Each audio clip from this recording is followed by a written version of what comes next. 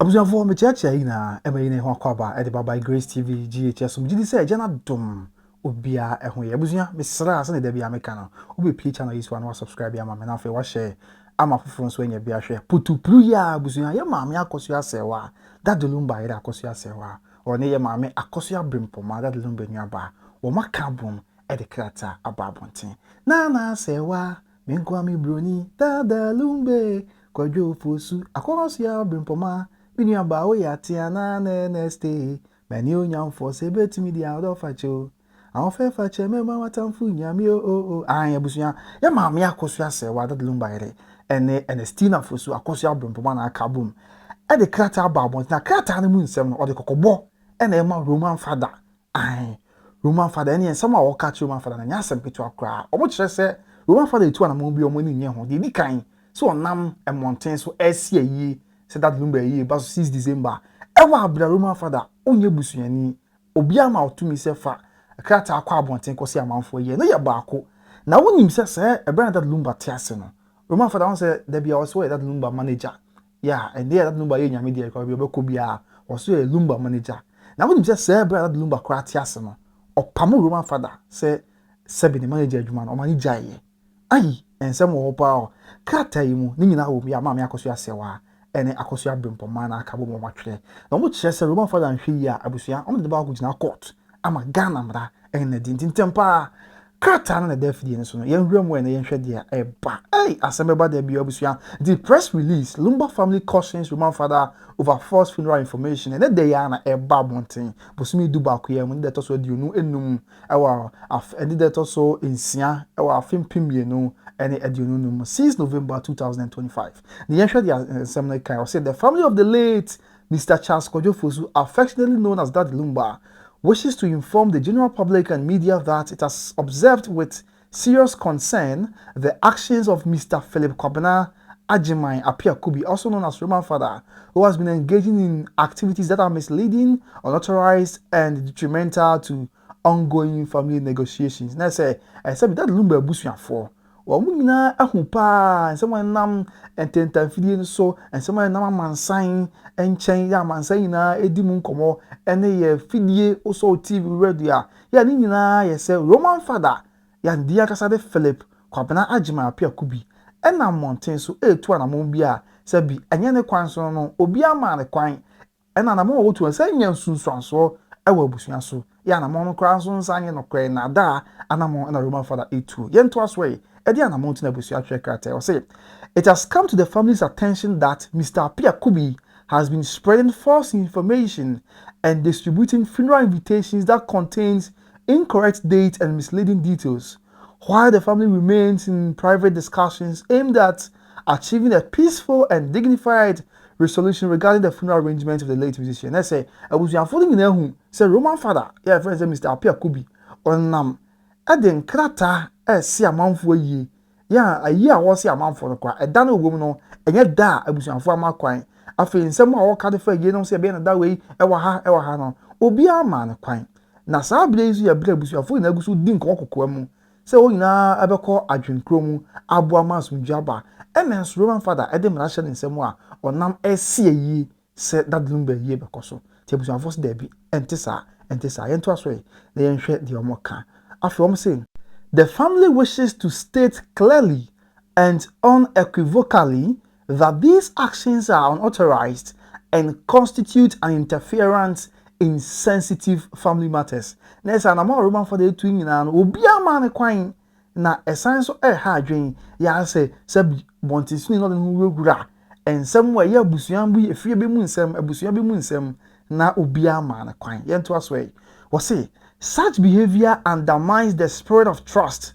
respect, and cooperation that the family is trying to maintain during this period of mourning. Nese, ebusuya, esana montu RomanFada A3, sabi ekwen biso, eyama, de jidie ye ebusuya enya, ebuo ye ebusuya na wo, instead ebusuya ina peso kabom, na otu anamon ye, fata Lumba, ebra omu dia rewo, etini suonwi, na ebu enimtia kaka, and I'm RomanFada na mama A3. After to also say, furthermore, the family reminds the public that Mr. Apiakubi is not a member of the Fosu family and therefore has no authority, legal, moral or traditional, to speak for, act on behalf of, or make representations concerning the late Mr. Charles Kojo Fosu, his funeral, or his estate. Na say, almost I can etimu biem mama mansia te say, Sabi, that the Lumba ebusunya ya enim no. RomanFada on kan hu bi, eye Fosu family of Pakoso and Suta Ekor no. RomanFada on kan ebusunya hu bi, go imse RomanFada of Asante Dwabin.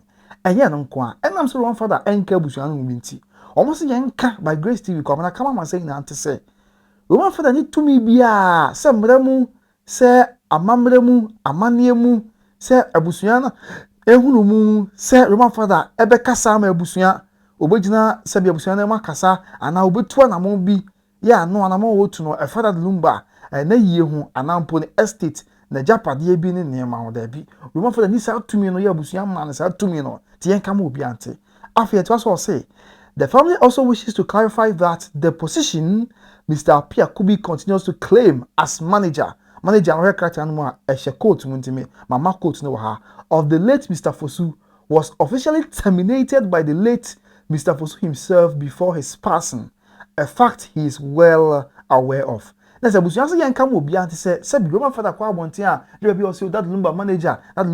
no empo kra ba that Lumba tiase no wonya nwuye no saa dibre ya ne kra RomanFada se ne manager no that Lumba epamo no na se oni twa so oni je adwuma ye nti kra bia that Lumba ewu no na RomanFada enye ne manager eno ye ba ko se yanka ema obia enti RomanFada ni masem we pa ya pe kwa yemusa no se that Lumba en je adwuma ye se ne manager after it was say the family therefore issues this public warning to Mr. Philip Kwabena Ajimaya Piakubi RomanFada to immediately cease and desist from Nese Busuano the Sarkodie ba abonten bo RomanFada koko pa nyansam kitwa ompese Ghana man nyina di adanse se bo RomanFada koko se efri na kure ni ba bi wo ho a ontwe ne ho firi mu emo onye ne ma bayi na RomanFada ntwe ne ho firi mu ya eni kwan se oye yenkomo e ne yenkenkan no so encha hwefo. And the editor was say making public statements or issuing any information regarding the late Mr. Fosu or his funeral. And I say, Abusuya bo RomanFada koko say, emo ma bonten me kasa. Ana se won fa krata bia ma bonten, ana mo nka bi mane meto abonten. Ye fa that Lumba ho, ana mpo that Lumba yie ho. Ene ye ba ko nti obi a oni RomanFada bia nka nche no. Sa asem a that Lumba Abusuya, ya ma me Akosua Serwaa kunani. Ene ma me Akosua Brempomaa we that Lumba nuaba penny cardiacheni. Let us mean say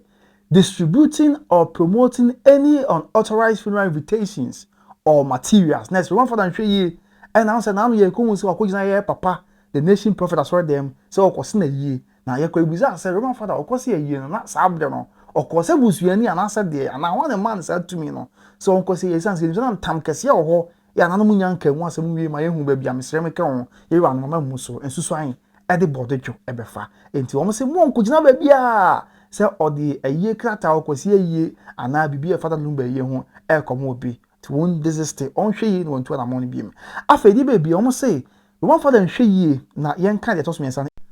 interfering in any ongoing private family discussions or arrangements related to the deceased. Na se onhwe yi pa ene wanfane ho ankɔhye se abusuya ekokwa mu na oyi na ahia esigi ye ede afada Lumba yie ho anase na yie kura ho totoye ho ana abusuya na akura ho totoye ho na RomanFada ade no ho abagima na se ebia waba so oba be ka ho bi da bi onhwe yie na abusuya hia kokwa mu a wa ma